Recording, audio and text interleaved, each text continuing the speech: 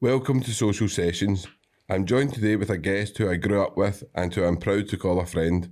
We grew up together as teenagers until I was imprisoned at the age of 19. He has lived a colourful life, and how he is still here to tell the tale is a miracle. He now lives a clean and sober life and promotes recovery and well-being. Ross Kelter. How you doing, Ross? How you doing, Sean? You all right? It's great to have you on. Thanks for having us, mate. Thank you. Obviously, we go way back, so we know each other quite well. And obviously, it's great to have you on and to kind of promote how you changed your life. And obviously, the AA kind of 12-step program's a big part of your life. Aye. So can you just tell us a wee bit about when you grew up, how it was growing up?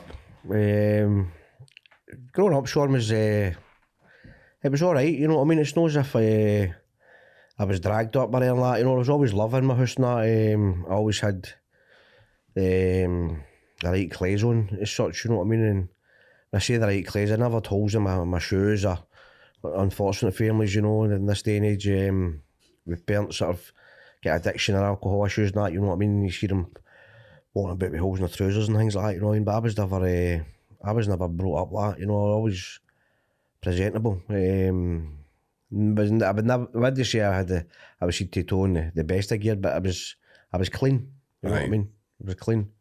So when you were growing up, obviously Cumbernauld was kind of like obviously split into different areas and stuff like that, and obviously you came from Hill and I was Candor, but Aye. you kind of came down and we kind of hung about together. What was that like when you were kind of like moving for like different housing schemes at that age? Was it? It was, it's hard to describe, Sean, but I remember when I was young, you know, my mum and dad got divorced when I was a young age, and I stayed in an area in Cumbernauld, and then I went to stay with my ma, who stayed in another part of Cumbernauld, you know, in that area that I came from and the area I had moved into, used to fight all the time. You know, my dad still stayed in that area, so it was a wee bit hard going down to see my dad at the weekends or going down to stay all night with him, you know. And a couple of boys that I'd went to school with had heard that I'd stayed near in the hall, and by this time drinking, I wouldn't say drugs were involved in that time, you know what I mean, but the alcohol was in there. And What age are we talking, Ross? maybe about 16, 17, Sean. 16. Aye. And I found it a wee bit hard, you know. Some of the boys I had grew up with in a certain area, I wouldn't say they turned their back on me, but they were at the bridges, you know what I mean, fighting, with the gang fighting as it goes along with everybody growing up, you know what I mean. But it was, and then obviously when you came out of that stage, you know what I mean, and I moved for an area in Erin Hall down to Candor, and I bumped into yourself and a couple of other boys and that and all, you know, and I just fitted in. We liked to drink, you know, we supported the same football team, and you know, I was a likeable guy with football main trumpet, you know what I mean. I fitted in with people, you know what I mean, people like myself. Then later in life I decided to take the wrong paths, do you know what I mean? Obviously, that was like, we were best of pals growing up, so it was like, obviously, we went through a lot together, a lot of great nights out, a lot of kind of brilliant nights out, from when we were like 16 right up to I was kind of imprisoned. How did that, see when obviously I was in prison, because obviously you were supposed to be there that night. Aye. How did that make you feel? I don't know, Sean, it was one of the ones, you know what I mean, and a lot of people in Cumbernauld, and out with the Cumbernauld there, I know it's the wrong person done time in the jail for that yourself, you know what I mean, and at the end of the day it's a shame that somebody's lost a family member, you know what I mean, but it was also a shame your mother and father and all, Sean, who lost their son for 15 years to a crime that never committed. But you know, that night, Sean, I can always remember it, you know, and that day, me and another boy went about was, you know what I mean, his brother had moved out to the Knightswood area, and we went to help decorate, and I took an alcoholic seizure that day. We were stripping wallpaper in the sweat, you know, and I couldn't open the door, I had seized up, my full body had seized up, and I had been at the nightclub Sacks and coming over, it's no longer there now, you know what I mean? The old Sacks, aye. And I had been up there the night before, and so went and done a wee bit of DIY with this boy, took a wee alcoholic seizure. I didn't know that at the time, and then I came home to my house in Candor and go for a shower, and I spoke to you through the day, and I was I was going up to that party that night, you know, and Big Dan chapped the door that night, and we ended up in the tune.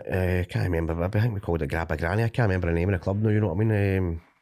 But I ended up in there that Ricky's? night. No. Or the one Jumping Jacks or something. I think it was. I can't remember. Remember Jumping Jacks? Up in Socky Hall Street there, but. To say, if you never chapped the door that night, you know what I mean? I would have been there that night. That happened with yourself, Sean, you know what I mean? But aye.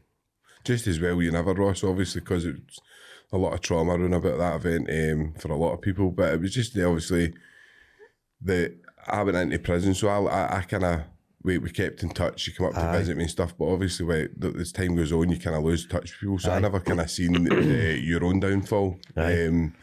When we were younger, we were just kind of normal young boys that went about, liked to drink, went out to nightclubs, whatever. So when taking you back to your own kind of, when was the first time you tried alcohol, Ross? Sure, Sean, it was in 1998. I think I was 13, coming up 14, or I just turned 14. There was a movie made in Cumbernauld. I'd always, when I go to my meetings and that, I always share it when I'm sharing at a tap table. It's quite funny, you know. And there was a movie made in Cumbernauld in the 70s or 80s called Gregory's Girl, you know, and that was the school I went to. And there was a second one that was brought out at that time. And it was in the summer holidays, you know, and I got a phone call. She asked me to play a part in the movie, you know. It was nothing major, it was only an extra. So you're not coming out as Tom Hardy? No, far from it, Sean. But it's the money I got for that, you know, I had a paper round and all, and I think I had the second biggest paper round in the scheme at the time, you know, so I was making money. And I just to buy like phones and new phones out of trainers and that, you know. And I can remember getting up and done 2 days of this film, and I get £80, and I went up to the Commonwealth Centre, and I had hair at the time, and I dyed my hair blonde, you know. And it was Romania were in the World Cup at that time and on. I don't know if you remember, but they dyed their hair all bleached blonde. Do you know that? Aye, and that's what I done. And I had a spare, I'd change. I think I had about £100 on me. It was a lot of money. A 13, 14-year-old Sean. And I think I was like 40 or 50 quid to get my hair done. And had some change. And I went that night, you know, I went and got a bottle of Buckfast. You know what I mean? It was near half measures when I first went for the drink. That was my first real introduction to alcohol.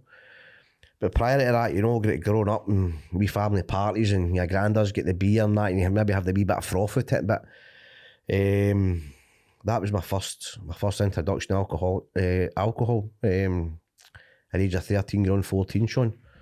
What about other substances, Ross, even like nicotine and stuff like that? Because obviously we smoked when we were younger. I think, I don't know, I might have been 13, 14, I think, maybe when I first started trying smoking. I don't know about yourself, but what was it? We introduced to like cannabis at school, or? Sean, funny enough, I tried it, maybe 13, 14, and I just didn't like cannabis at all. I smoked cigarettes for a young age and all.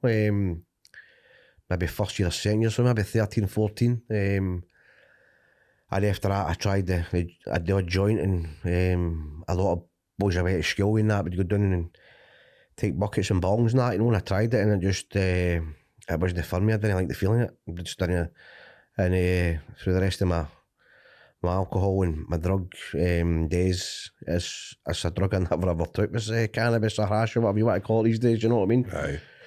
So when you were growing up, you're obviously so you've started kind of drinking, stuff like that. You're into that kind of weekend vibe of kind of drinking every weekend, going to clubs, whatever, going to nightclubs 15, 16.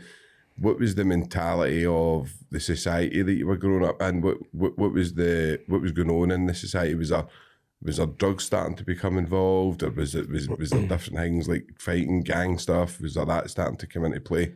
The gang fighting had always been in sort of thing, you know what I mean? Because the older team above us, you know, used to like in the area I was fae, you know, they would go away and do what they were doing, just as we were kind of experimenting alcohol, do you know what I mean? And we'd maybe drink up the pivy, and the older boys would go down to Cabaret and Drummer or whatever area it is that we're fighting at that time, you know what I mean? And it was just kind of a thing, you know what I mean? At the weekends, you We'd go and get your swally and you'd go down and have a wee rock. Sometimes you went to school with some of these boys and all. And you'd be back at school on the Monday and you'd be pals again. But there was no major violence growing up. You know what I mean? People got hurt. Maybe obviously this, it wasn't like Glasgow winter, no, it wasn't like, it was, no. I always try to say this. People like, did get hurt, you know what I mean? Maybe with bottles and that, but there was nothing major done, you know what I mean? We've all had sore faces, but the environment was all right, you know what I mean? It's not as if people... I know that you've... It's a kind of recurring theme that we're just trying to kind of find where things are going now in society, right? And I don't know what you think, Ross, but I'm starting to see certainly some of the kind of younger team coming back out. I blame the cost of living. I think price of living's going up, poverty's going up, which is putting kids back onto the streets, and it's really something that I hate seeing because I really don't. I know where it ends up. I mean, out of all our pals, quite a lot of them have got substance abuse issues. Do you know what I mean? Now that they're older, some of them moved away, but a lot of them only have substance abuse issues, still do you know what I mean? And still sure, I'm on the here as well. Sure, passed away and all, you know. There's like a few people passed away that God rest them, everybody that's kind of passed away. Probably far too many to mention, you know what I mean? So when I went into prison, what way did your life start going through there, Ross? It's I don't know, it's hard to say because I'm still young at the time, sure, I was only 19 myself, you know what I mean, and I was see when I drank, you know what I mean, I wasn't a bad or a violent drunk. Sometimes I could be, do you know what I mean, but no all the time, you know what I mean, maybe a slight fraction, do you know what I mean, but it was always a life and soul of a party, you know, and we had good laughs and we'd go to the dancing, and some of the boys that were on about at the time, Sean, would maybe get home with their missus, you know, and me and maybe another couple of boys would continue on for 3 or 4 days, and we weren't doing anything wrong as far as I can see at that time. But looking back now that I'm in recovery, you know, and your family, you're putting them through worry, you know what I mean, because see when you've got a drink in you, Sean, or any other substances, you're capable of doing anything, you know what I mean? But I say, we weren't doing any harm. We weren't out robbing people or breaking into houses or anything like that for drink or whatever substances we were on at the time. But we were just getting mad with it, basically. That's what we were doing, was getting mad with it, and didn't really want to stop getting mad with it until we ran out of money. So it's just like obviously partying and maybe getting up different lassies, things like that, just kind of as you do when you're a kind of 19-year-old boy. So when did you start noticing that it was becoming problematic for you? What age round about, Ross? See, when you start, when you're taking drink or drugs, for me, my drug of choice was alcohol. See, when you start taking that and things it starts affecting your life in situations where you're not going to your work. I had a full-time job and taking the odd Monday off, and then it progresses to the Friday off, the Monday, and then whatever team you support or whatever night they're playing in Europe, you have a wee bevy that night, and then you take the next day off because you're either too hungover. 9 times out of 10 I wasn't hungover, so 9 times out of 10 I'd still been gone for the night before. So when things start going wrong in your life, when you've been drinking alcohol, that's where you know things are starting to go the way they shouldn't be going. Because obviously a few, like, no, I got mentioned hundreds of names, but like you, Big G, Jamie Mac, boys like that, like obviously like to keep the party going back then. Bubba, no. Three Musketeers are called, wasn't it? Celtic fan, a Rangers fan, the Partick Thistle fan, some combination of that, wasn't it? So, obviously, you guys were always kind of that, but as you say, you weren't doing anything wrong, you're all good boys, you're all a great laugh, and you're all still to this day. But where did you go like that? Was that an incident that happened, or were you starting to get involved in crime, or? Well, I was involved in crime, Sean, but I wouldn't say major crime, you know what I mean? There was a few drink driving zone, mate. You know, I wouldn't say I was out committing major crimes, you know what I mean? Doing bank robberies or anything like that, you know what I mean? It was just wee petty crimes. And I always get caught for it, you know, vandalism. Stupid things like that, you know what I mean? You're a young boy at 19, 20, should be urinating in the street and all that. Writing under the underpass, you know what I mean? Things that you don't do, you know what I mean? But as you said there, the three amigos there, you know, and we used to sit in my house for days and days, Sean, and just get mad with it. And we weren't doing any harm. We were, knowing, see when we'd call it a day after maybe being on a sesh for 4 days or 5 days, you know, it's... But my thinking changes, you know what I mean? This time I've got a kid, you know what I mean? My kid was born with spina bifida.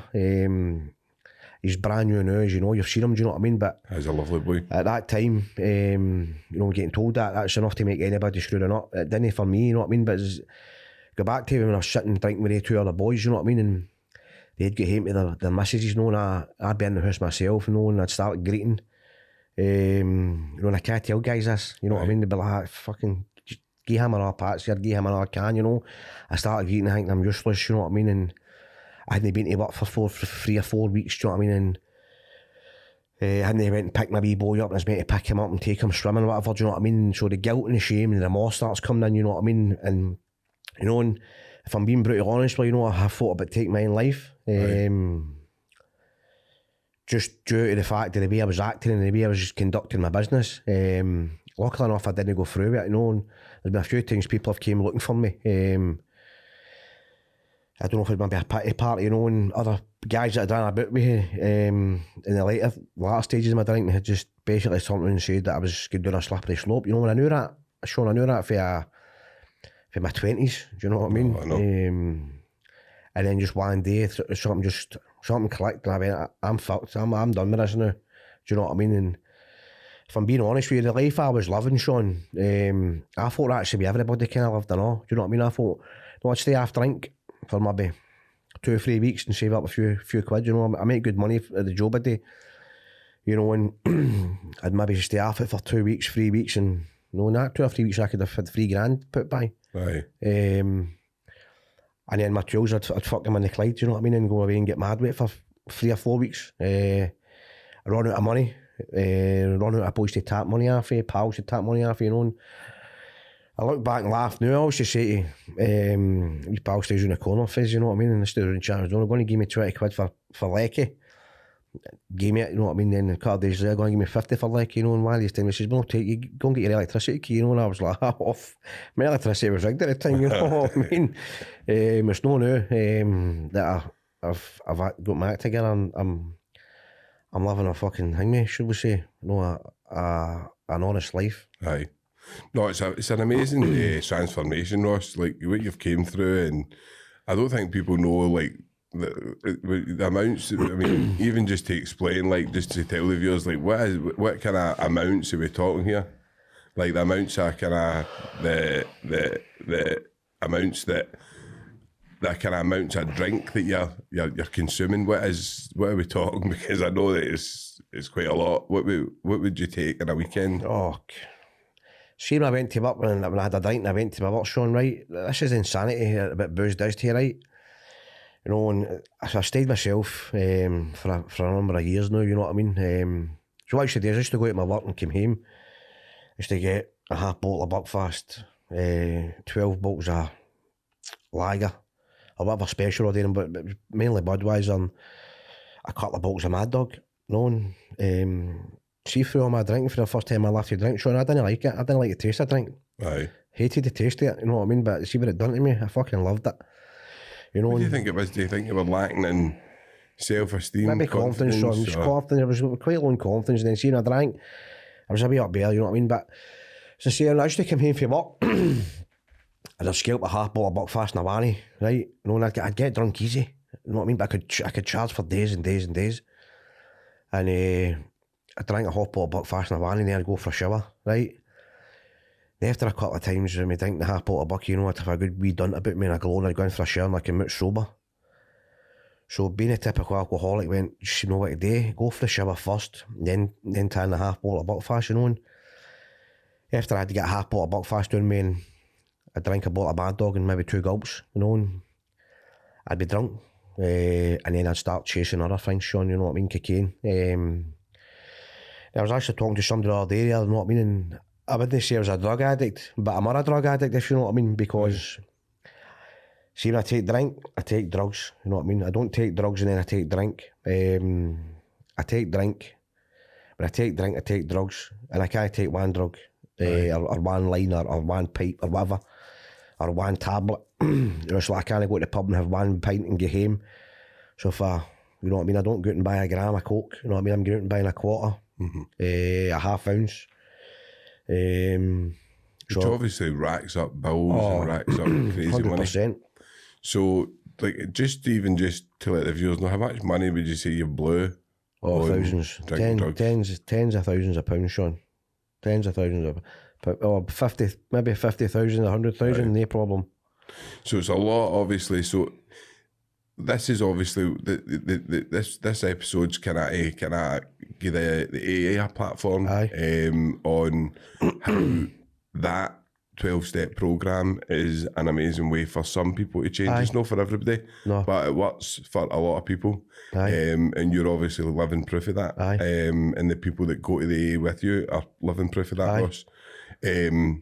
So obviously you're in that kind of midst of addiction. You're drinking every day. You're taking cocaine. You're depressed. Your mood's low. What clicks? When do you go? And who was it? Was it somebody like? Obviously, I know that things need to stay anonymous, names and stuff. But what clicks? Who is it that got you kind of? So, see, in my kind of mid-20s, you know, I got introduced to Alcoholics Anonymous, and I knew that Alcoholics Anonymous worked because my dad was an alcoholic and he's just sober a long time now. He's maybe 27, 20 years half a drink now, you know. So I knew it worked, you know, and I knew. So I got introduced to that at a young age, you know what I mean? But my head wasn't there. I was too young. I think I was 24 or 25 at the time, Sean. You know, and I'd met wonderful people who put their horn out to try and help me. You know, and what I really went there for was to get back in the house or to get, you know, I stayed with my auntie at the time, you know, and they were worried sick about me and my lifestyle and all that, you know what I mean? And I kind of went there for them to get off my back at a young age. That's the truth of the matter, you know what I mean? So I was introduced to Alcoholics Anonymous at a young age, and then I went back out. You know, and any time I had done something wrong and I had been on a fucking 5-day bender, and, you know, my auntie and uncle were up worried sick about us, you know what I mean? And I wouldn't phone and say, oh, listen, I'm in such and such house having a drink, I'm all right. You know, I didn't do any of that. I didn't really care. All I cared about myself. So, you know, before I got sober, I got sober in January 2022. December 2021, I went back. You know, I was talking to myself, you know what I mean? I'm not shy over saying I've talked to myself, you know, but I'm having a word with myself and I'm going to my bed at night and saying, you need to do something about this drink, wee man. And my wee boy, you know what I mean? My wee boy's seen me doing things that I shouldn't be doing, you know what I mean? I'm out shouting and bawling at neighbours in the street and up the shopping centre and flying fish suppers at people, do you know what I mean? A grown man in their 30s, you know, and so I went back to the in the December, and I was kidding myself on, to be honest with you, Sean, and all, because I was getting home for meetings and having a drink, you know, and I was texting people that gave me their phone number and that, you know. And this is part of the journey, but I think it's a lot, and it's like, it's to try and kind of educate people on the fact that it's not a loss when you do that. No. It's part of the journey. Like, and I was lying to myself. I'd seen now, Sean, I'm 20 a month away for a drink and a drug now. I'm a wee bit more for the drugs longer after them than mother drink, but it's... Well, I don't know what happened one day, you know, I'd been on a 4-day, 5-day bender, and there's a wee guy, well, I can't mention because he's in the fellowship, you know what I mean, but I'd always kept in contact with him every now and then, you know what I mean. My dad knew his sister and blah, blah, blah, and, you know, I had his phone number, I lay in my bed for 4 or 5 days and rattled. it was a Sunday, the Saturday I was still fucked. And then the Sunday I was brand new, I woke up brand new and I was going for a cargo. That's where I was going for a drink, and I picked the phone up one day and I phoned this guy. And I said, listen, you going to a meeting tonight? And I had no intentions of going to a meeting. And I phoned the guy and he says, do you want to go to a meeting? I said, aye. And you got a different kind of meeting, Sean, you get your bread and butter ones, a care and share, and you get information ones, like you get your big book study meetings, and you get a step meeting where that night they speak on a certain step. We went to a step meeting, me and two other people that took us, and see that looking back now, I was meant to be there that night, because it was at step one. Aye. I went to a step meeting, it was at step one. Step one's admitting with powerless over alcohol, at least become unmanageable. Well, I knew that previously, Sean. So it's, and see, when I went into the meeting that night, over 20 months ago now, I went in willing. I went in and listened, basically. And an open mind, aye. Whereas before I was going and going like that, looking at people's shoes and trainers, going, these no bad trainers, him, and I'm counting ceiling tiles, and I didn't want to be there, you know what I mean? Now, I go back, I still don't want to be there when I go back, you know what I mean? 20 months ago, but I didn't want to drink. And I found it hard the first couple of months, opening up to people and that, and you get in, people are giving you cuddles and all that, and I'm like, what the fuck are they doing, you know what I mean? What do they want? Because the way you've been living, there's always an agenda usually. Aye. So see, having these people that are in this fellowship that don't want anything back, aye, they just want to help you. Aye. Is it new to you? Sean, it's funny you say that, right? See, I was going up to a year sober in January this year, and guys I got about with for the fellowship and that, and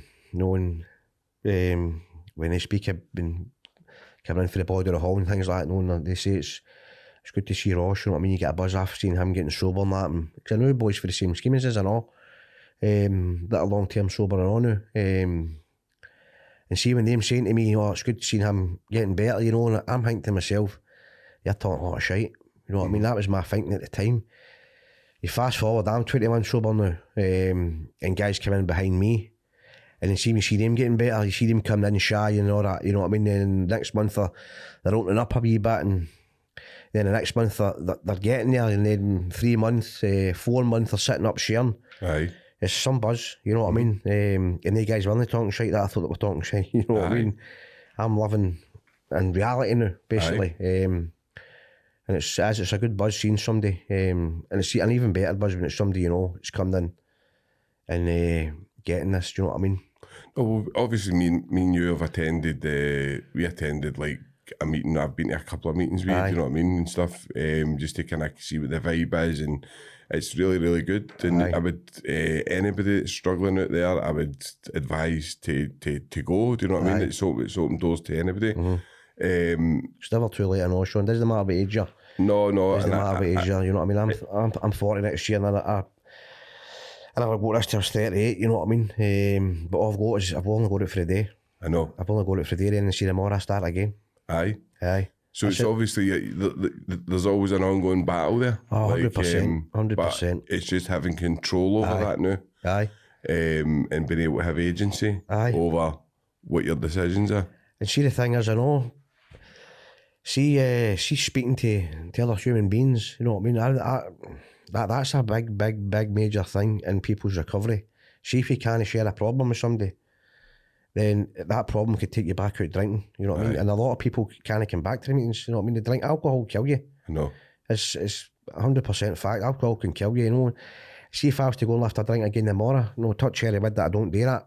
I'm not going to the shop and buying a couple of cans, you know what I mean? I'm jumping into the deep end again with the armbands on. Right. I'm heat first, you know what I mean? I'm 2 bucks of Bucky, 2 bucks of Mad Dog, case of Budweiser, and I'm on the phone chasing all sorts of Charlie.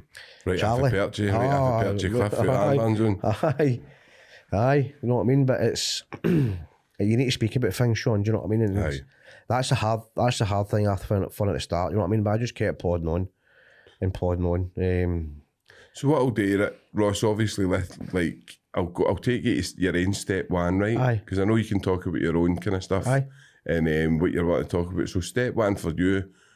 So what was step one again? Admitted you're a pillar over alcohol, your life should become unmanageable. Right. So what was that? How did you do that? How did that? Well, what you do is, Sean, is if you go to meetings, you need to ask somebody to take you through the 12-step programme. They call it a sponsor. You know, and the guy asked to take me through it. Basically what he done was he took me through the way he had done it, you know, and we used to meet up once a week. We done meetings, we spoke about it, you know, and for me, I knew I had a problem with drinking. Went back to, you know what I mean, it's admitted you're a pills over alcohol, your life should become unmanageable. Right. My life was unmanageable, so you know what I mean, I was a fader. Sometimes I couldn't go and pick my wee boy up, and I'm missing work, you know what I mean, letting people down. Right. That's what I was doing, letting people down. People who meant the world to me, you know what I mean. So that's, you know. But and obviously you've got like, we've all got the same, we've got a lot of the same pals and stuff like that, but some people were a really good influence on you, like Sparky. Aye. He was brilliant for you. Aye. And a big shout out to him for that. Aye. He kind of done a lot for you. Aye. Aye, mate. So big shout out to him, because I know you think of the world of him for that. So step two then, Ross, how does that happen? Step two is we came to believe a power creating yourself could restore you to sanity, right? I was born and brought up a Catholic, Sean, you know, and they talk a lot about God and the you know that, you know, and it can scare a lot of people, you know what I mean? It's not a religious place, you know what I mean? It doesn't matter if you're Catholic, Protestant. See, I'm an atheist, right? Aye. And I want to come in. What would happen? But like, and I go, no, look, I don't want to believe in God. How does that work, Ross? Well, you just need to believe in something greater than yourself that can restore you to sanity. You know what I mean? It could be me, it could be your ma, it could be your wee boy. So it could be like humanity. It could be anything. Like believe in humanity, it could be anything. Aye. So I had to get a power gator into my life. I had no problem with God. You know what I mean? I was brought up believing in God. Sometimes I didn't. Why me? Why is this happening to me? If God was, it wouldn't happen to me. It's life. You know what I mean? And I say I brought a power in. You know what I mean? I brought God into my life, and I'm saying that I don't go to mass every Sunday. You know what I mean? I'm not walking about my whole show like my fucking tambourine and a Bible in my hand. You know what I mean? Sometimes, yeah. No, I just I pray every morning. You know what I mean? And see, when I pray in the morning, I don't see when I was performing and I want such and such grands, thousands of pounds of money for drugs. I used to go and put a wee bookie line on and hope and pray to God that it would come in so I could pay him to get him off my back. All I do now, Sean, is I just pray to keep away from the first drink. You know what I mean? Because alcohol, it's just the first drink that sets up a phenomenal craving with me. Aye. When my body craves, no man, you know what I mean, 100. Aye. And then once I've drank 100, it craves another 100. That's not enough. No. So, what do we go to? So we move on to step three. What's that, Ross? And Just you're making a decision to turn your will and your life over to the care of God, right, or your higher power, right, or whatever's keeping you sober. You know what I mean? As a third step prayer, you know, and I said the third step prayer. See, for anyone, Chalmers, you know, I firmly believe that, see, the obsession for alcohol, it kind of left me when I came on to the third step 3 and step 4. Because you need to remember, see, if I was age of 13, drinking for age of 13, right up to 38, right. I drank every weekend. And then in the latter stages, my 20s and my 30s, it was nearly every day, whenever I had money. So I was obsessed with heavy binge drinking and all that. And I was obsessed, even though I didn't like alcohol, I was obsessed with it. So basically, it's I'm making a decision to turn my will and my life. So basically, I'm asking, going to remove this obsession for booze. You know what I mean? As I said to you that when we first started, I hated the taste of booze. You know what I mean? I hated it. It doesn't matter what it was. I hated it. You know what I mean? It's the same. I don't like Gerdon peas. Right. You know what I mean? You don't see me running about Asda Tesco with a trolley full of fucking peas, do you? Right. It just shows you that booze can date you. So I made the decision to turn my will and my life over to care of my higher power. It's all about making that like how obviously the alcohol makes you feel. Aye. Like it empowers you at that time. Aye. for all the wrong reasons. Aye. Makes you do stupid things, makes you do things you wouldn't do when you're sober. So obviously I'm not in the 12-step program, but I'm imagining it would be just kind of handing that over to what your higher power is and asking that to take that compulsion away. Aye, craving. And that will know to kind of set you up better for a better mindset. Aye. So was that, what do we do on step 4 then?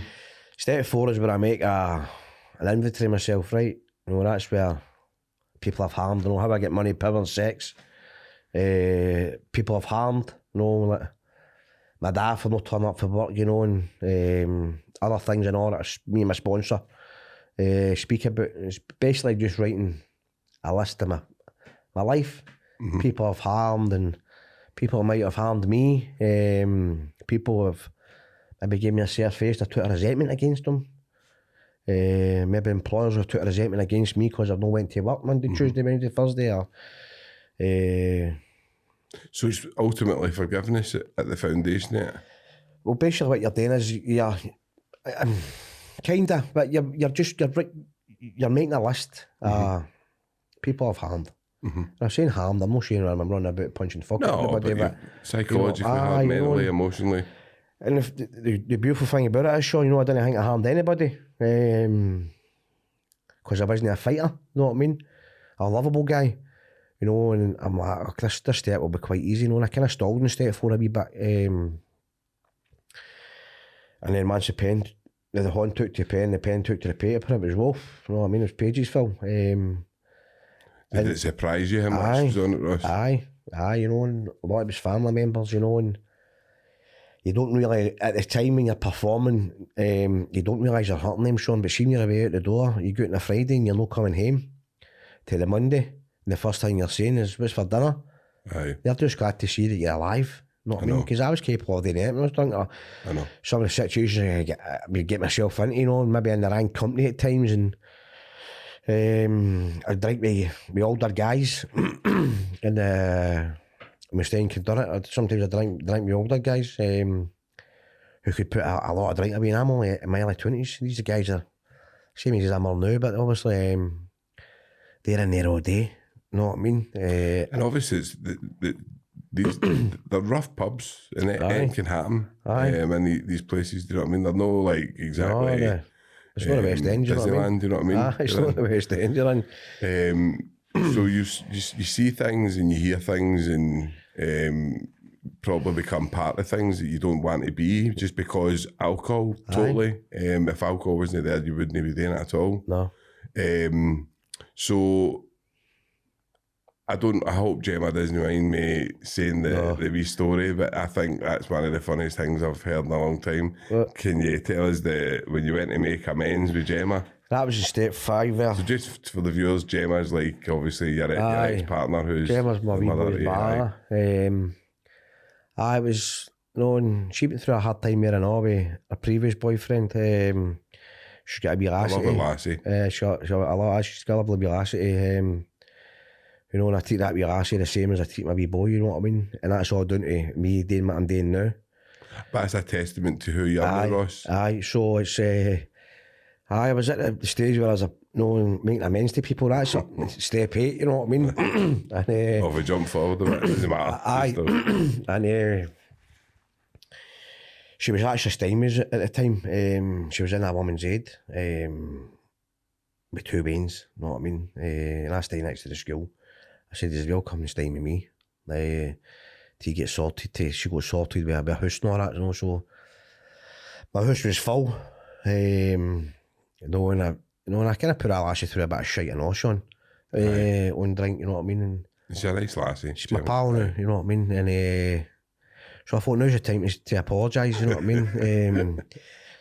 I think I'd made something to eat, a bit of stew or a bit of ham or something. It was a Sunday, I can always remember, it was a Sunday. That Sunday I was actually going to the step meeting in Cumbernauld. There was a regular up there to get information on the steps. So I thought now's the time just to apologise to her through my actions of drink, you know what I mean? So I said to her, "Look, Jim, I'm seeing I was on the booze and that, and the bad Ross and that. No, I just want to apologise to you for on a shite basically, I put you through, you know what I mean? And she turned around and said, he's going to go to the road to the telly, you fat bastard. You know what I mean?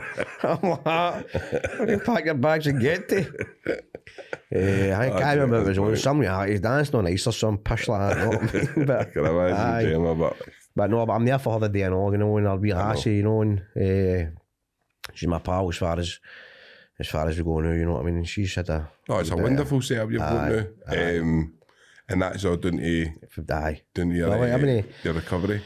Not saying I'm a bad guy, but when I was on the drink, you know what I mean? It's... See half the things I bought that are real lassie grace, you know, I've been I've gone to the sports shop and buy my wee boy the new football tap. It comes out, you know, and I buy her one. No, if I'm on the drink, you know what I mean? I'm getting and buying it for my wee boy. He's mine, you know what I mean? It's not really nice me getting up to the house and going like that. There's one for you and there's a fucking bag of sweeties for you. I know.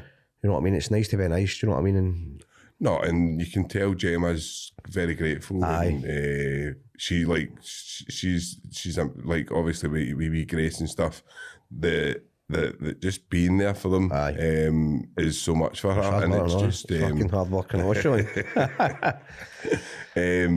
So moving on, then we'll move on to step 5. What's step 5, Ross? That's basically it's continuing on for step 4. No, so I'm writing all the bad down in step 4, and then step 5 is where I go. But I think when I was starting step 4, I thought, fuck, I've not done any bad here. You know, and then I go to my sponsor. It was brilliant, mate, by the way. Long-term sober, beautiful guy. So I go to him for a fucking book, you know what I mean? And we talk about it. So we do. Just you and him? Me and him. Me and him talk about it. All the bad I've done, you know what I mean? Like, not going home, not going to work, you know, and such punched me in the pub, you know what I mean? And I let his tyres down in his van or smashed his motor up, you know, and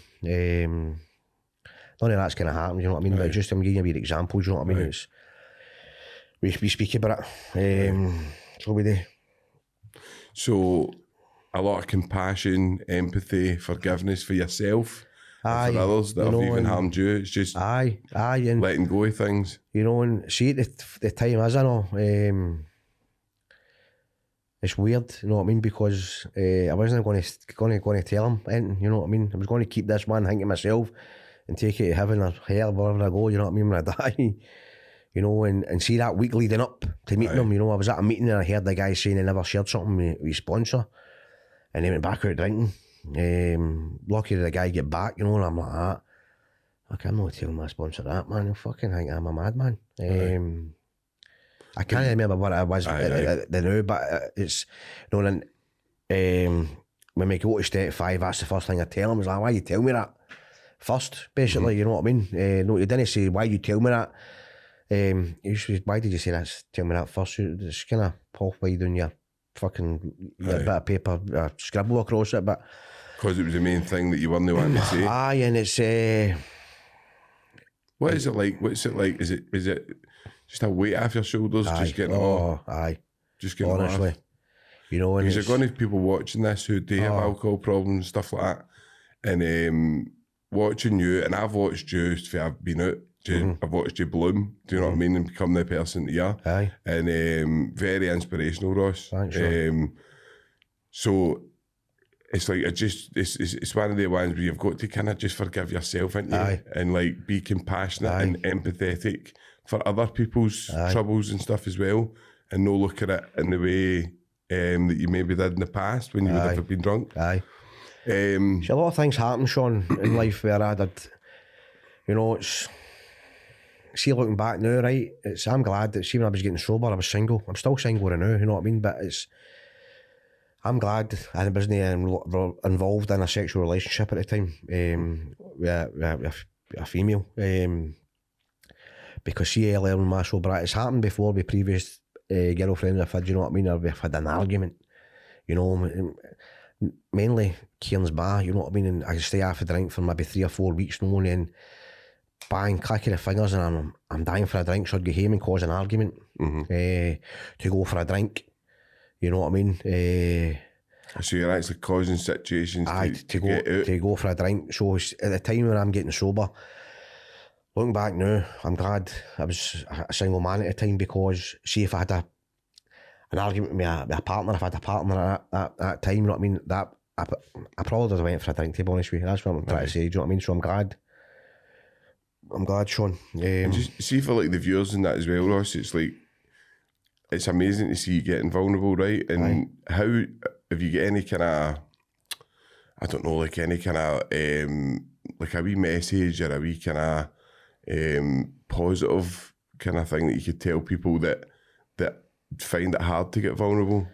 But there's, see, Sean, as I say, it's, you need to speak about things like this to other people. Do you know what I mean? And open up. You see a problem shared, there's a problem solved. Aye. Do you know what I mean? If there's anybody watching it who have got major problems with alcohol or drug issues or any other problems, just try and find somebody. I'm not saying that they go to Alcoholics Anonymous or go to other fellowships. Sometimes people need to seek medical stuff out with fellowships, Sean. But the only message I can give to people out there is you need to speak about things like this, and see when you speak about it, see the weight, we just said it there, see the amount of weight comes off your shoulders. It could be something daft. Aye. Do you know what I mean? It could be something daft. It could be your dog pissing in the carpet, you know what I mean, and you're raging with the dog. Aye. You know, I've heard people talking about it. They're that raging with the dog, they went out and picked a drink or a drug up, you know what I mean, because a dog pissed in the carpet. You know what I mean? We daft things, you know what I mean? And because it's easy to justify it. Aye. Sometimes you want to justify it, so you justify with stupid things. No, I was walking away for him, and one of the boys was walking me to a heart attack. One of the other boys was dabbling, and I'm here sober, 6-7 months sober. I wanted to punch fuck out this guy. And as I say, I've not been a violent boy, and I wanted to kill him, Sean, and I phoned somebody for the fellowship. I said, listen, by the way, I'm down here and I want to bother him, and I don't know where this anger's coming from, you know. And the guy says, get yourself up the road. He said, you and go out in your rain. You know what I mean? And that's what I done. It's just wee daft things like that with me wanting to go and punch fuck out of somebody, you know what I mean? When I'm not a fighter. To speaking to somebody about it, and then they're going like that, right, well, why don't you try this wee man? You know what I mean? These people are a wee bit more sober than me. Aye. You know what I mean? They've walked the walk. And you've got to see, like, what I've seen is, I've seen some guys who are hardy guys, like tough guys in the street, bit of reputation for violence, whatever, and I've seen them blooming in these fellowships. And that's where they become the person that they are, that go on to share and go on to help other people. But there is a huge ego thing in the west of Scotland. Aye. Where we live off egos and we live off kind of hanging. So pride and all, Sean, see the thing is, pride's massive, aye. Aye, that was just I had been wanting to go back to Alcoholics Anonymous for a long time. And I didn't want to go back because of my pride like that. I need to, and I'm thinking to myself, they'll be like, there he's back again, there he's back again, there he's back again. You know, so when I went back to Alcoholics Anonymous last January, you know, I had to fucking drop the pride and go, listen, I need a horn here. And would you ever get rejected for that? No, never. So if I went the 100th time? Never. You'd never get rejected. People are just glad to see you back. You know what I mean? And then they'll try and tell you, try and do something different, because whatever you're doing isn't working, because you can back for a drink or you can back to lift drugs. You know what I mean? So the help's always there. And see if you do everything that's suggested in the fellowship I go to, Sean, 99.9% you'll get sober. You know what I mean? And I'm living proof for it. I went, as I say, I went when I was young. Didn't do what was suggested, you know what I mean? I thought I could do it my way. Looking at they've got the 12-step programme on the scrolls at the meetings, and I'm sitting looking at them going, I'll do 1, I'll do 2, fuck 3, 4, 5, don't laugh. That's me, I'm better. Before you know it, I'm in the mountains of the You've made up your own, Aye, and I'm running the show, and I'm only fucking 4 or 5 days sober at the time. Before you know it, I left a drink. So if there's anybody that is watching that are, you know, and they have got a problem with alcohol, and they decide to go to the fellowship, you know what I mean, open up and do what's suggested. Drop your ego. And do what's suggested, you know what I mean, and it'll give you a life beyond your fucking wildest dreams, you know what I mean, and I'm telling you that for the bottom of my heart, it'll give you. See, when I heard guys saying that to me in my early 20s, I actually think that, fuck, they're away with the fairies, you know what I mean, and see when I look back now, I'm not saying I'm fucking living the best life, Sean, you know what I mean, my life's quiet today, it's content. I'm going to bed at night, put my head in the pillow. You know what I mean? I run my own wee business. What's the business, Ross Kelter Flown? No, Kelter Flown. No, I'm no. We'll get your logo up. We'll get your logo up at the bottom. I'm not sitting here Great saying... flow layer, by the way. Reliable now. I'm not sitting here saying I'm Duncan Bannatyne or something like that, you know what I mean? I get by and I can put money away, you know what I mean? Aye. And we're not lifting the first drink or the first line of Charlie or whatever it is people are taking these days. So people with addictions, you know what I mean? Then you can start doing family recovery, you know what I mean? Take my wee boy away to Europe and seeing his football team. Don't get his zang, they get pumped all the time, you know what I mean? But taking him away to Tenerife, taking him his football at 8:30 on a Saturday morning, fresh shaved. People You're coming reliable now, Ross. Aye, people asking you for advice. No people are in the fellowships or that, Sean. But pals that are out with the fellowship saying, listen, me man, what do you think about this? Aye. That wouldn't have happened 20 months ago, do you know what I mean? They're like, fuck that Stanford, he's just he's a booze bag. Aye. You know what I mean? I've got a say in things now. Aye. I've got an opinion in matters now. And you've got boundaries, that, which I've seen as well now. You're more assertive. Aye. I'm not going to put myself in any danger where it's going to where I'm going to lift a drink or a drug. You know what I mean? When I got sober, one of my close pals, Jim, was getting married and they went to the stag weekend. No, I was only 4 months sober at the time. And I was advised not to go. And I didn't. You know what I mean? And it killed me because he was one of the three amigos. That would have been a bit of a stag do about that. Aye. So see if I had went there, the chances of me lifting a drink, I probably would have. No. Because I wasn't right involved in the programme of recovery. You've done that. It's a massive choice, Ross. And that's it's these kind of choices that make difference, isn't it? Aye. Because these are the things that you go, I'm missing out on. And it's these things that kind of you need to make the big choices on. So step 6 was step 6. Step 6 is we're ready to have God remove all our defects of character. So basically, there's a prayer in every step. You know what I mean? We say the prayers, and that's basically you know what I mean. Done that step, and you move on to the next one. So what I've done is I used to ask for all the badness to be taken out of me, and basically I live an honest life. You know what I mean? And see when I say I live an honest life, Sean, I feel miserable every day. You know what I mean? But I don't do half the stuff I done when I was performing.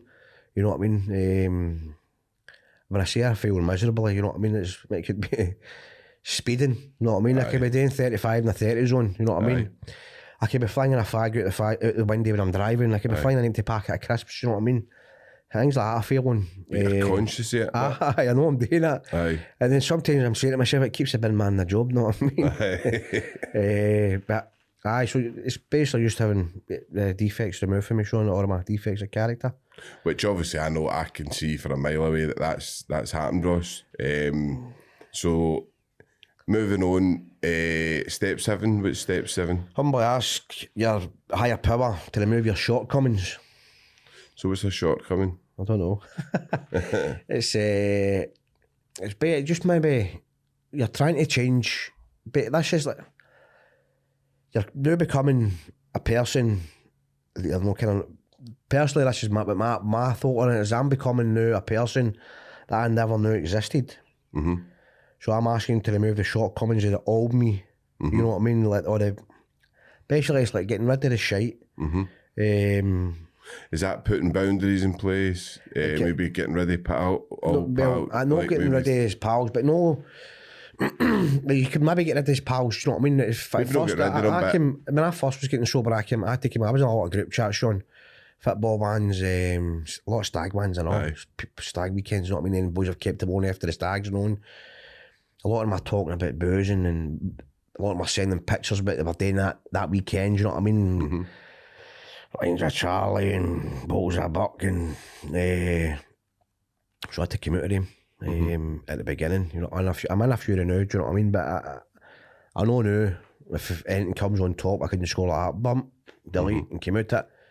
But as I say, no, drink doesn't bother me. I'm not saying that I'm never going to lift a drink, because all you're is a horn for your way, Sean. That's all you're away for a drink, or a note for the nose, if you're taking drugs. But being round about alcohol and that doesn't bother me now. I dare say if it was to bother me and I was in a situation, then I've got the ability now to remove myself for that situation.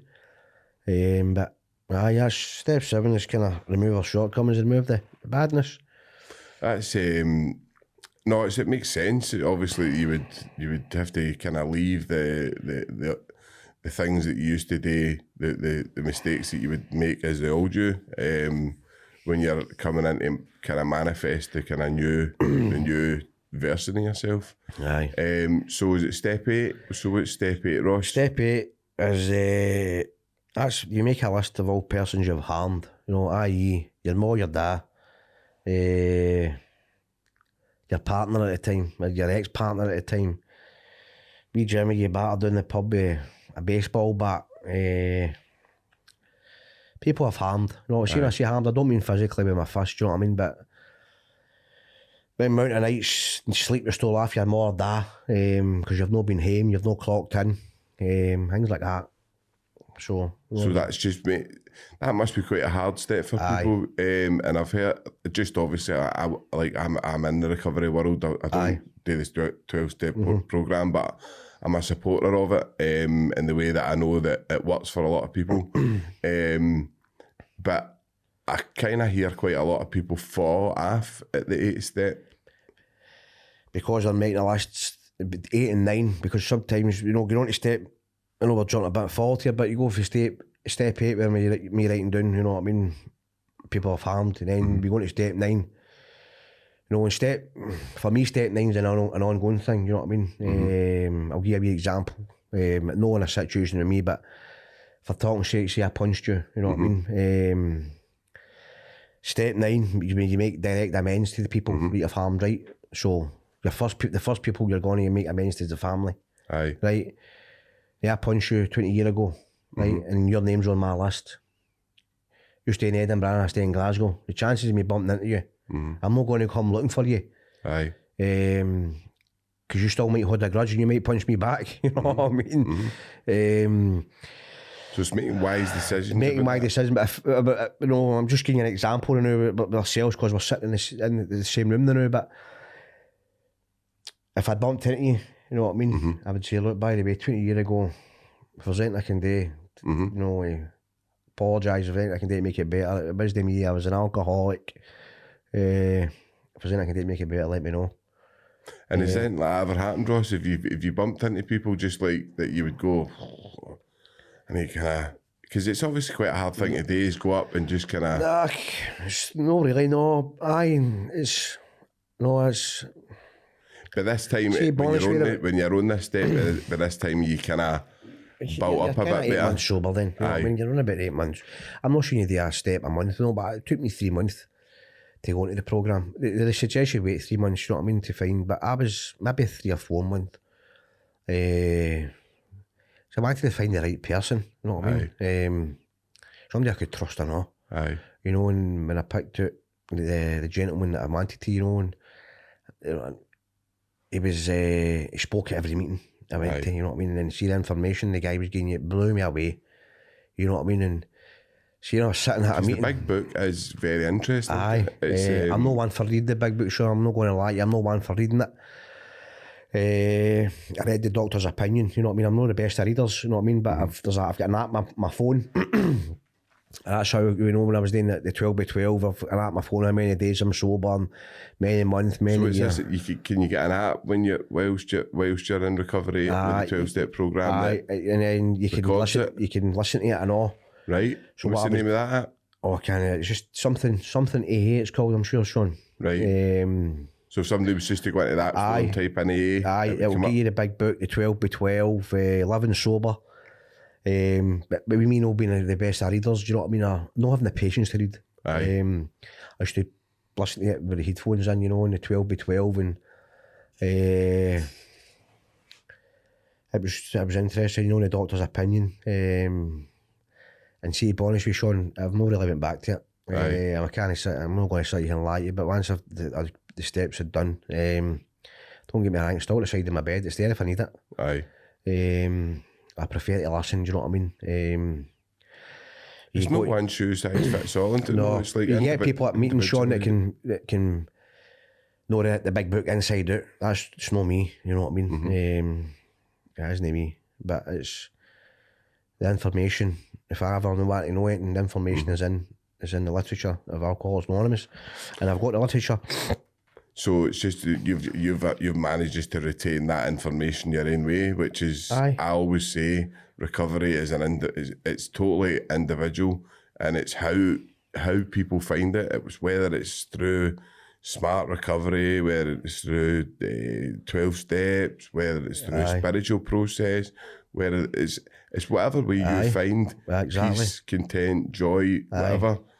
A lot of people go back to their faith and all, you know what I mean? A lot of people who have been brought up with a lot of religion in their life, you know what I mean? And then they become alcoholics, and then they go, fuck that, basically. And then they come into recovery, you know what I mean? And then that word God comes into again, and then a lot of them maybe go back to their faith, you know what I mean? For me, I just do what I do, Sean, you know what I mean? It's the only time I'm ever in a chapel where the church is for a funeral or a wedding or something like that, you know what I mean? Or a kid's party, you know what I mean? The function hall. So, so step 10 we're on then, so what's step 10 then? Step 10 is continue to take personal inventory, and when you are wrong, promptly admit it. You know what I mean? So it's basically, now, we're at the stage now we're living an honest, sober life, you know what I mean? And when you're wrong, promptly admit it. You know, when I'm going to be honest, I find that one hard, you know what I mean? Because I don't like saying I'm wrong. And when I know I'm fucking wrong, you know what I mean? You're wrong all the time, I know. I know. Especially with my bobbing decisions, you know what I mean? No, I kind of find that one hard when I know I'm wrong and I need to admit I'm wrong. Aye. But I know I'm not perfect. Do you know what I mean? But aye, that one's quite a tough one at work. Do you know what I mean? Sometimes you make mistakes at work. You know what I mean?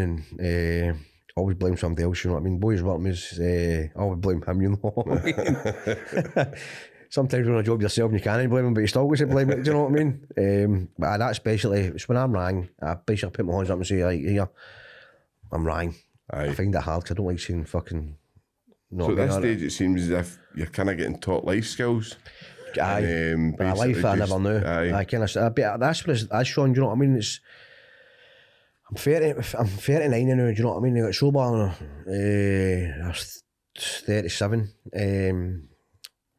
And basically, what it's doing me is I'm becoming a man at the age of fucking 37, going on 38. Well, it's amazing to see you, like, just the things that you're doing. You've got a nicer car now. Aye. You've got your own company. Like, you've just got so much going for you now, Ross. Aye. And you've got, like, obviously your wee boy Kieran's brilliant wee boy. He's got his daddy in his life again. There's Gemma's there. You support. You're a great pal to have. You're always there if anybody needs you.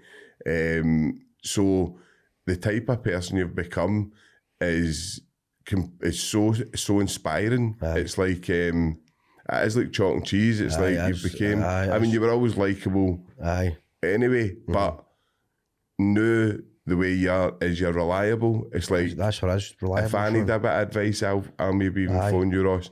And I get quite a lot of people phoning me for advice. Aye.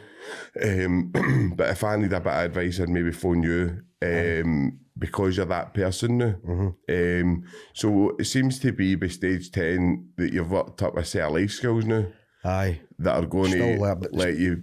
But still learning, you know. Aye. Still learning process, you know. Do you know what I mean? It's always learning, isn't it? You know what I mean? Always learning, but I can, what information or advice that I've been given that I pass that on to anybody, you know what I mean? In recovery and people that have negative addiction problems that could maybe come and go, right, well, why don't you do it this way? Try it, do it, do it this way. Why don't you try and do it this way? If it doesn't work this way, then we can try. You know what I mean? Always try. And that's basically, step 10. and giving advice out to people in the fellowship and out with. My advice might not be any use, Sean. It could be, Aye. you know what I mean? But people coming in, they ask for, it's my opinion. Aye. It's my opinion on what to give out. I'm not saying my opinion's right all the time because I've not drank for 20 months now. My opinion could be totally wrong in a situation, you know what I mean? I know that. But aye. But it's a lot better. It's a much better opinion than you did have. Aye. Oh, 100 times better, aye. And it's a much better way of life that you've got. Do you know what I mean? So, step 11, what's step 11? If we move on to step 11, what's step 11, Ross? That's sort of through prayer and meditation, Sean, which I'm not too clued up on, but it's the meditation bit. I've not done meditation. I've spoken this before, me and yourself, you know what I mean, about the meditation, but sort of through prayer, you know what I mean? As I say to you, I'm brought up a Catholic and I went to chapel with the school, and I don't go back to chapel now, and it's not that I don't believe. It's just I don't get time now. Do you know what I mean? And to be quite honest, it's boring as fuck. You know what I mean? So sort of through prayer and meditation. The meditation I can't do, I haven't done. Me and you spoke about it. We'll get a bash at one stage, you know what I mean? But the praying happens every morning for me, Sean, you know what I mean? Before I just pray for normal things now, you know what I mean? I'm not, see when I say praying, I don't get the Bible out and I get down on my hands and knees and at the bottom of my bed and all that, you know what I mean? It's your higher power? I have a coffee and a cigarette. Talk to God. Just ask for a horn that day, can I make the right decisions that day, keep me away for the first drink, because it's the first drink that gets us drunk. If there's anybody putting my path I can help them? And just ask the big man to give me a horn that day, you know what I mean? Sometimes, then that's it. Sometimes if I'm having a shite day, Sean, I just say, listen, big man, give us a horn a day. Give us a horn, you know, it happened to me, but, you know, it's weird as fuck to this man, knowing I had booked all sorts of jobs in the diary one day, and I'm like, I'm going to book to fucking the cows come home here, do you know what I mean? And that night I said, listen, give us a horn in the morning, big man, get us through these jobs. And I woke up in the morning and 3 of them had cancelled on us. You know what I mean? I'm like, result. But that's the thing there. I think if you do, if you do good things are going to come back. We've spoke about it at length, as you say, taught about meditation, taught about prayer. I'm quite interested in the kind of Eastern kind of religions, like Hinduism, Buddhism and stuff, a lot of kind of meditation and stuff there. But it doesn't mean you can, meditation sometimes thought of as like a Buddhist thing, whereas it's no prayer, it's basically meditating. Obviously you can get into it a lot more way if you're going to go away and maybe meditate a few hours a day, or if you're going to go and you set a bit of time. But is it basically just setting a wee bit of time aside for you to talk to your higher power each day, kind of? As you see in the morning, Sean, see if I don't do it in the morning, I forget. Sometimes you could get after a stinker of a day. Aye. You know what I mean? So I try and keep it at the same time every day, do you know what I mean? Sometimes I'm up for 6 o'clock in the morning. Sometimes I'm up before my alarm clock goes off. You know, and I have a normal routine in the morning. I put the kettle on, go and get washed, brush my teeth, have a coffee. No, I don't smoke in the house, I smoke out in my veranda. Gel your hair and that.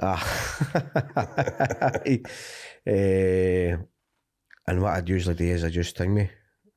Thankfully there's not a lot of people that walk about at 6 o'clock in the morning, because see I'm talking to the big man, I'm talking quite the way I'm talking to now, do you know what I mean? Anybody that walks past it, well, where that fucking screwball? But no, it's usually the same time, and then I usually have 9 times out of 10 Sean, have a good day. Every day's a good day in recovery. You know what I mean? Every sober day's a great day. I don't see you ever really. I can't even. If you know, I mean, you never say never, but no, I know, but I don't see the Ross that used to be a wee bit kind of closed in. Doesn't appeal to me anymore. You know what I mean? It's.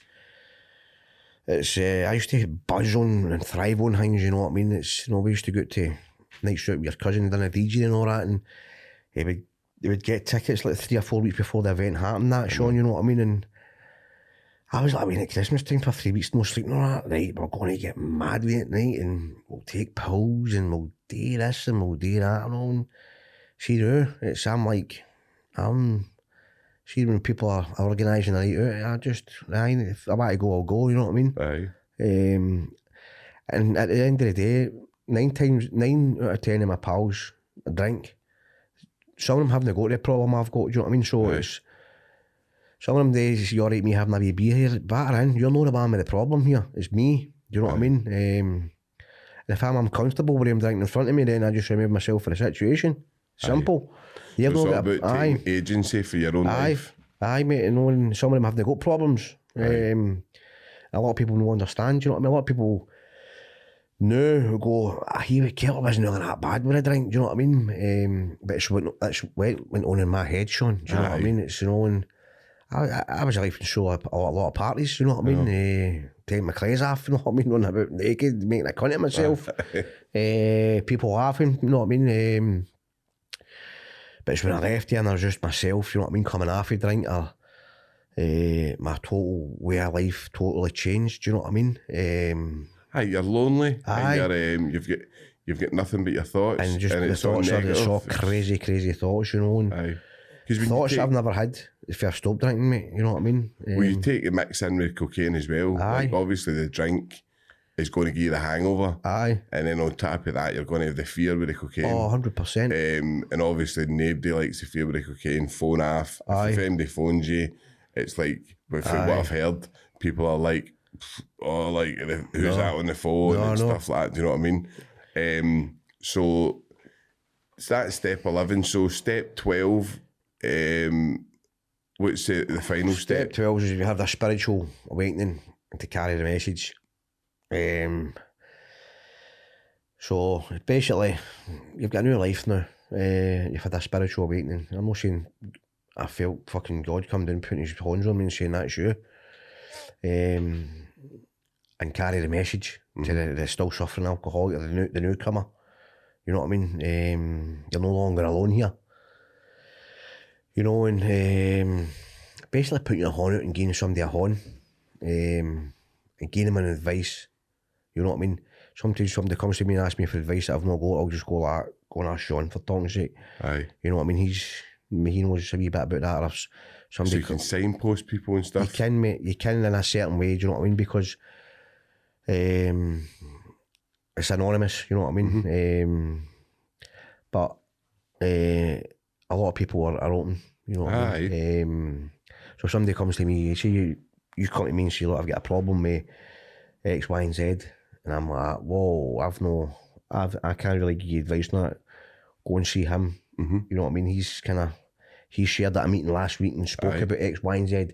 He's a man to go and see, you know what I mean? So that's step 12, what and all. Going and helping people. It might not be a newcomer, it could be somebody that's a wee bit sober, it could be somebody that's more sober than you, do you know what I mean? It's no race.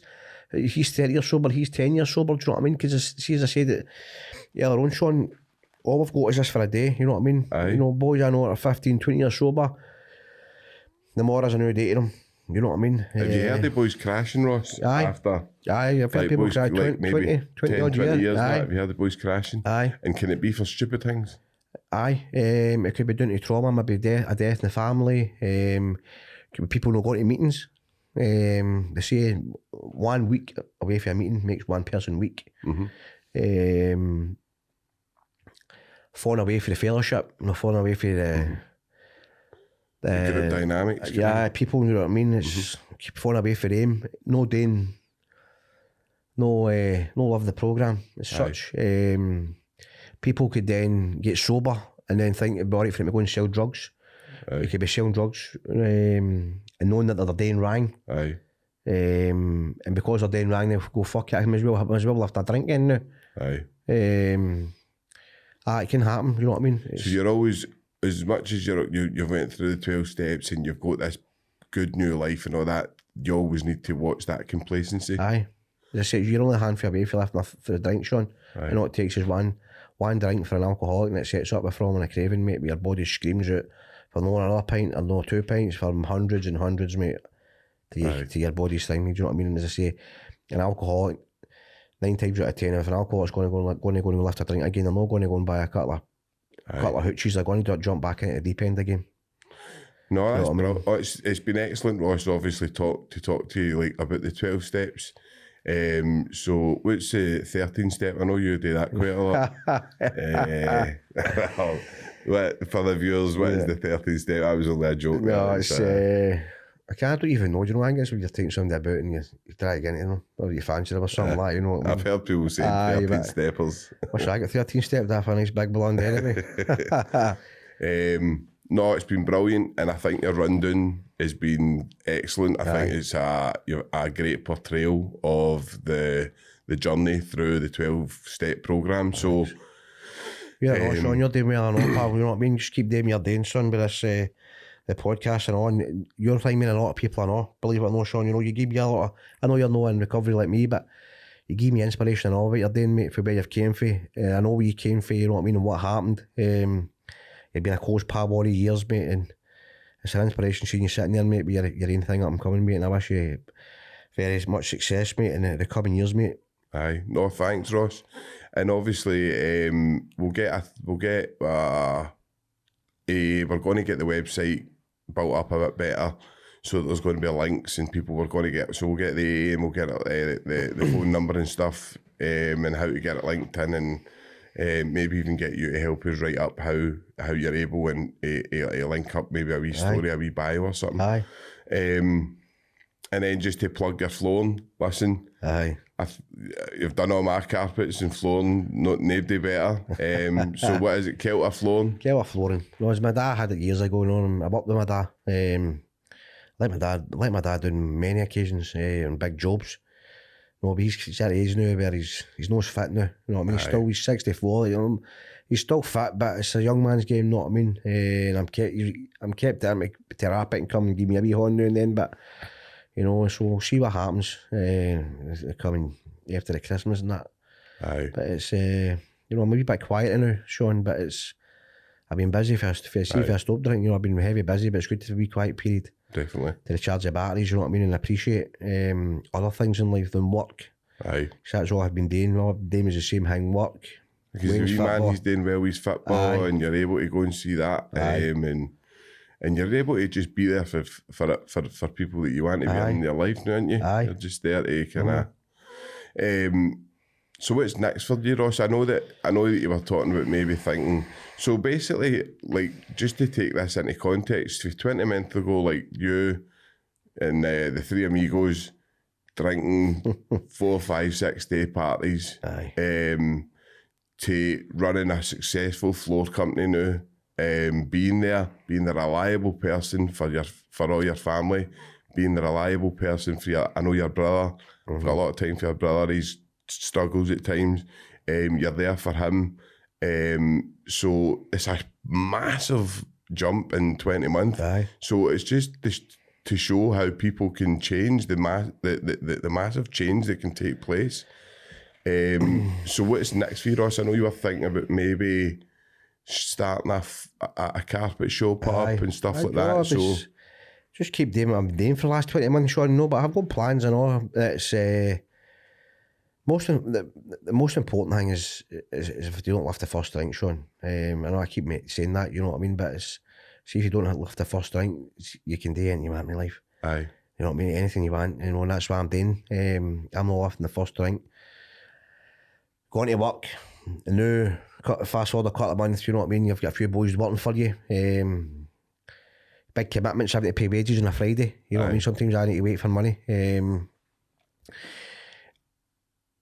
I think as well, being able to look after money, you know what I mean? Aye. My first year of being sober, I spent money like a madman, because any time I had money, it was always going to dealers and I didn't know what to do with it, so I spent a wee bit, so I didn't have the money there to go for temptation, no, but the future for me, Sean, is just keep doing what I'm doing, you know what I mean, and I'll open a wee carpet shop maybe in the coming future, you know, and I'll help others I know that want me to help them. You know what I mean? I can't cure people, Sean. No. People need to want it, don't they? Aye, you know, and you see, my brother there is lying up in Bala now. Drink, that's the other way of putting it. He's there because of drink, you know what I mean? And I just hope one day he can get this, you know. And but funny enough, my sobriety date is actually his birthday, you know what I mean? 24th of January. I've used his birthday a few times now to get me away from the cops, you know what I mean? No, I think, and he's a wee shout out, Andy. He's a good boy, cracking boy, and he's going to get LinkedIn when he comes out. So once he comes out, we're going to get him linked in with some services and stuff. I spoke to him before he went in, and I think maybe he needed that wee break. And I would never say that for about the jail. Sad to say, but he does, you know what I mean? He does, and he needs a wee drying out period, you know what I mean? And just hopefully that it's the same squirrel cage with Andrew, you know that yourself, man. But hopefully he comes out one day and goes, I've had enough of this, you know what I mean? Aye. He's fucking 10 times worse than me, you know what I mean? No, he's mad. He's a good boy, but he's a nightmare on the drink, isn't he? But he knows that himself. I know. So listen, Ross, we're just going to come up to an end, right? So I always do this. Just if you can what a wee personal message for you, just for somebody that's sitting maybe watching this, the way the kind of problems that you've been through, what would you say to them? It's never too late to you're never too late to get sober or clean. There's numbers on websites, Cocaine Anonymous, Alcoholics Anonymous, Samaritans, people with mental health as well. Mental health's a big thing, I know, Sean. There's help there. But you really, really need to want the help. Don't be embarrassed. Don't be ashamed to open up. Just remember, there's people out there that have experienced the exact same as yourself, if not worse situations. You're not alone here. So if there's anybody struggling there, just please pick up the phone to whatever it is your issue is, and you will get through it. Thanks, Ross. No, so that brings us to an end, and thank you for coming. And thanks, Sean. We'll obviously keep in touch, and yes. I think we're going for dinner night anyway, so we'll see you tonight. No, thanks for coming on, Ross. Thanks for having me, Sean. Privilege. All the best. Mate. Thank you, mate. Bye. Bye.